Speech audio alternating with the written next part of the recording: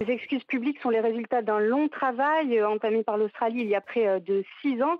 C'est en 2012, suite à une série de scandales, que le pays a commencé à se pencher sur son passé. Les autorités ont alors mis en place une commission d'enquête sur les actes pédophiles commis dans les institutions, églises, écoles, orphelinats, clubs de sport, etc. Pendant 5 ans, cette commission a recueilli les témoignages de plus de 8000 victimes. Elle a rendu ses conclusions, vous l'avez dit, en 2017, des conclusions accablantes. On estime aujourd'hui que le nombre de victimes serait d'environ 60 000. Et cette commission a aussi fait des recommandations, dont des excuses au nom de l'État. C'est donc ce qu'a fait aujourd'hui le Premier ministre Scott Morrison devant le Parlement.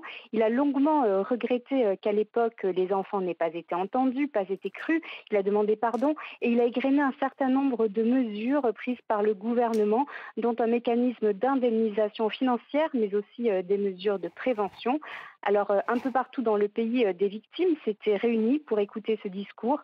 Beaucoup ont salué cette étape symbolique, certaines ont pleuré, d'autres appellent les autorités à aller plus loin, à mettre davantage de pression sur certaines des institutions, et notamment sur l'Église, où prévaut le secret de la confession, y compris pour ceux qui commettent des délits sexuels.